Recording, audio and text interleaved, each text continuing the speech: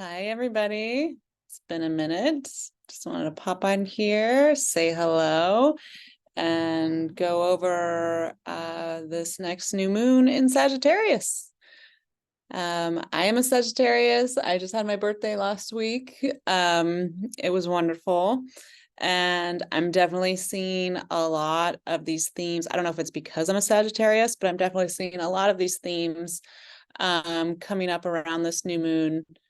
Um, Sagittarius is known for being adventurous, also really interested in education and learning and expanding and about going to new heights and traveling. They're also very outspoken, tend to be blunt. Sounds familiar.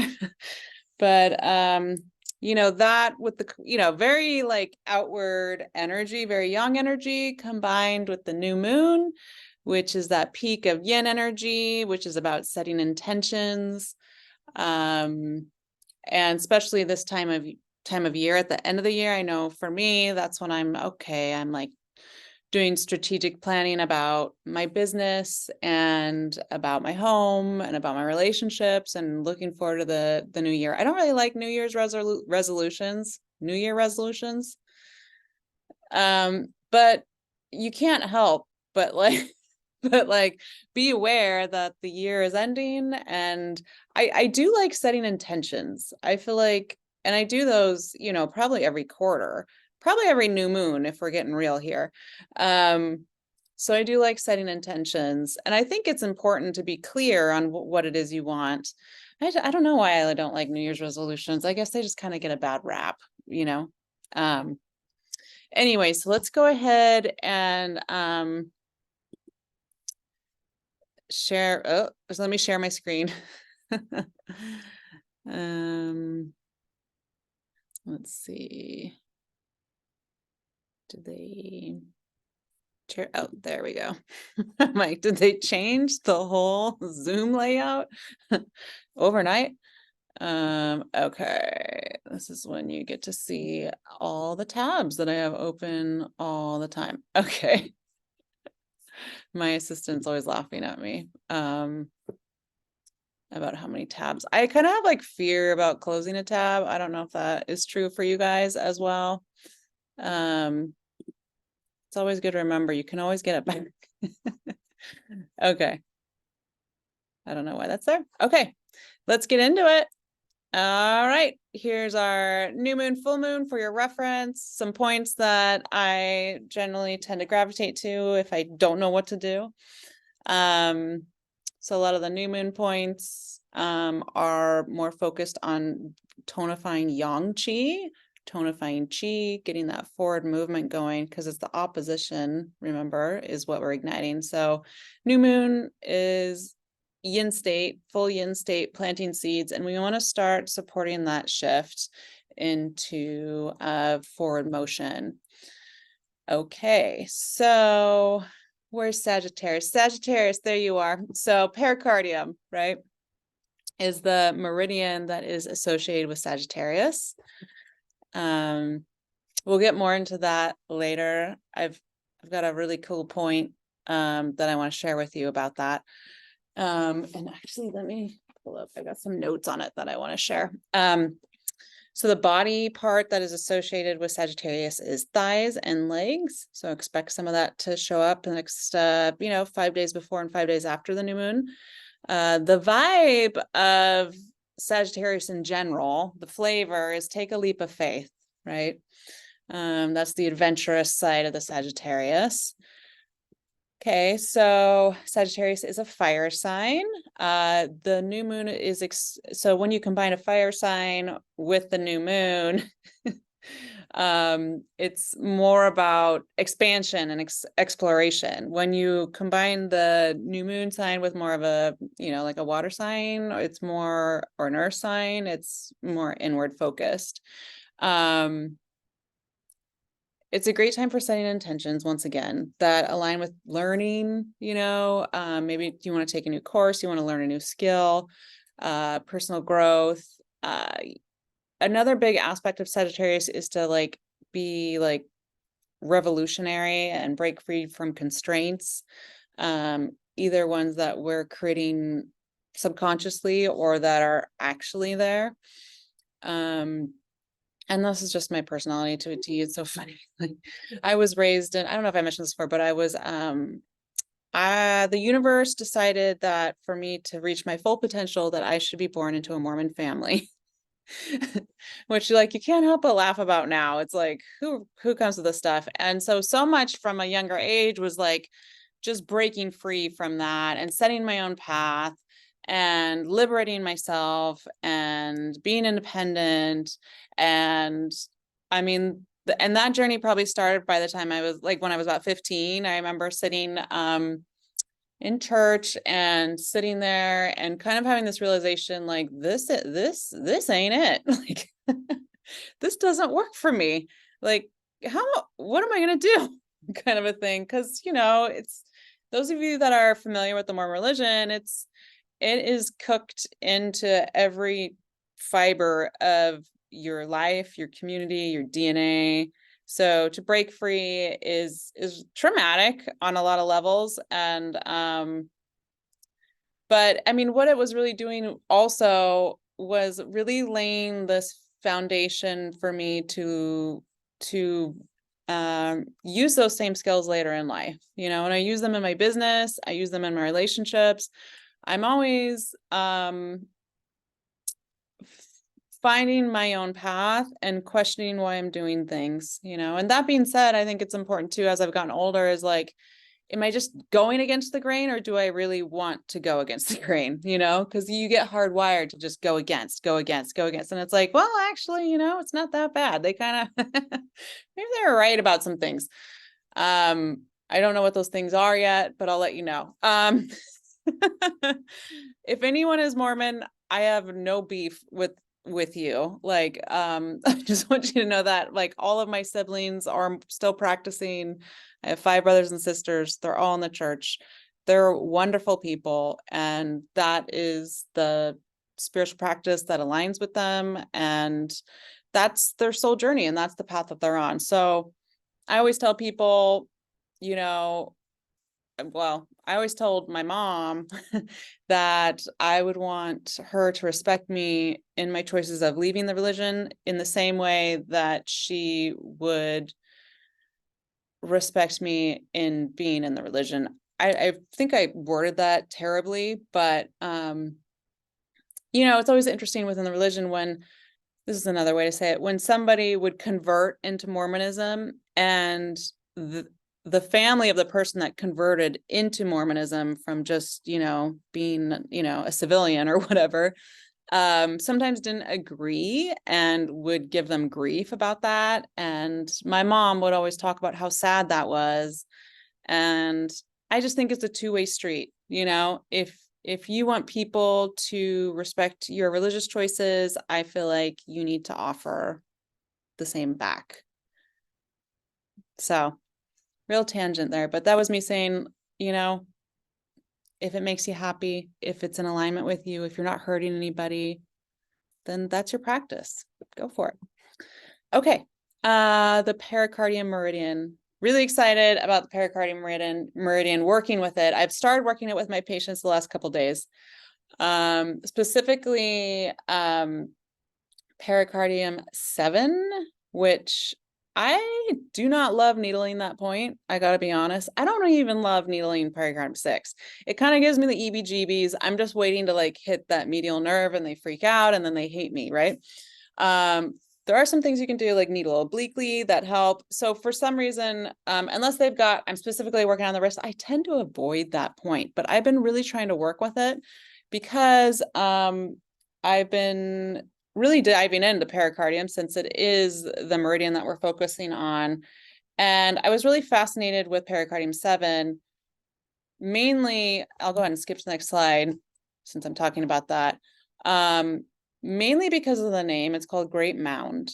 And I mean, a lot of these points, you physically look at them and you're like, yeah, okay, that's the highest point of the wrist, right? And really what it's about going to the highest point and deciphering where you want to go next. When which is so new moon vibes, especially at the end of the year. You know, I just did this workshop, and the first part of it, we showed gratitude for what we had accomplished this year. And so for me, that's really about being at the top of the mound or the mountain or the cliff and looking down at how far we've come, right? You know, like it's so rare that we do that. We're always looking up at how much further we have to go. But so I just love this point for the end of the year, the energetics of it. It plays a crucial role in balancing chi and blood and the pericardium meridian. It's really good for anxiety, emotional disturbances. It's really good for carpal tunnel. So too soon above. Okay, this slide is wrong. That location is not right. It's actually on the transverse wrist crease right here, midline. I'll change that. Right on the crease, on the wrist crease. So let's see. I just want to make a note of that. And then the other thing that was cool about this point, so Great Mound is also, so mounds are also where our ancestors were buried as well. So that was another thing I want to point on. So tapping into a great mound is also tapping into your ancestors and everything that they have done, experienced, transmuted before you. So this beautiful sense of appreciation of the past and clarity in the future. What else do I want to say about this point? It's an earth point. It's a sedation point. Let's see.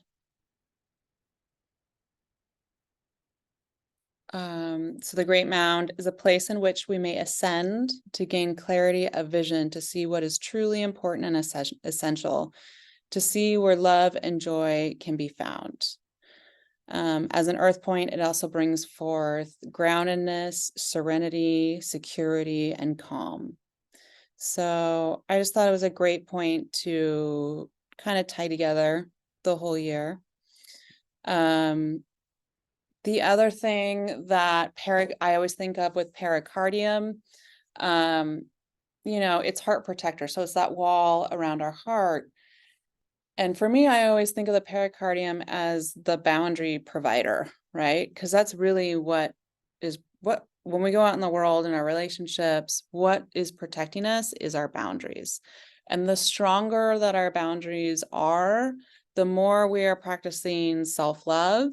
And the more self-love that we practice, the more that we can love on everybody else, right? And this theme, the boundary thing, has really been showing up for me this holiday season. For whatever reason, I'm finding myself doing things that I don't want to be doing just because I feel like they're expected of me, and then feeling resentful about them. So I think what's being called forward right now is for all of us to really check in and ask ourselves if relationships, things that we're doing are serving us or not. So yeah, pericardium 7, that's the wrong location. I'll change it. But yeah, it's a great point. And you know, this is a great point. My mentor Tiffany is all about oiling this point instead of needling it. So it's a great point for oiling. Especially if you're a little needle sensitive. And let's see. The crystal that I've been working with is iolite. So iolite is the Wanderer's Stone. It's got that purple earthy. I just love the color. Purple is one of my favorite colors. So it's known for connecting you to your inner compass when you're feeling lost. It's a great stone to travel with. Especially when I'm traveling alone. I like having a crystal with me in my pocket, you know. I feel like it grounds me, it centers me. It's also good for when you want to call in something new ideas, new experiences. So a great little New Year's Eve stone for you. Okay, oil is Mei Ching. I feel like it's also called Listia. I know doTERRA calls it that. So if you have some with you right now, I would pull it out and take a whiff, because wow. I don't know about you, but that really, like, it feels like you just took a shot of pledge or something, in a good way, right? It's antiviral, it's antibacterial. It's really good for respiratory conditions. It's also really good. It's interesting because maybe I put it on here. It's really good for that tired and wired feeling. So it relieves fatigue, not by stimulating or sedating, but like it has this like uplift, which also brings a lot of clarity with it as well. So it moves the yang qi up. So I kind of think of it, this oil is kind of like a dew 20, like it kind of brings all the qi up to your head. It promotes clarity. You're going to feel a little more energetic. So yeah, I like that. I like that dew 20. Sometimes I'll even tap on that one. I'm like, okay. remember when you remember. But Mei Chang, yeah. It's also great at moving lymph in the body. So I'll use it on patients that just have a lot of dampness, But yeah, you always want to dilute, especially this oil. A lot of people are sensitive to it. So make sure you dilute it, especially before you put it on PC7, these upcoming days on your patients. I think it kind of blew past, like pericardium, meridian blockages. You guys can all get to that or read that. Yeah, so that is it. I hope you guys are all hanging in this holiday season. I'm going to be posting my next little TED Talk about the full moon on December 24th, which is New Year's Eve. Hoping to get it in before then, actually, because I feel like that might be a bit of a crazy day. We've got a full moon in Cancer.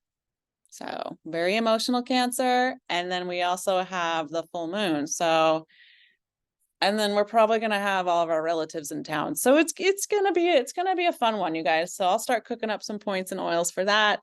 I appreciate you all so much. I hope you're doing well. Let me know if you have any questions, concerns, love letters. All right. Talk to you later.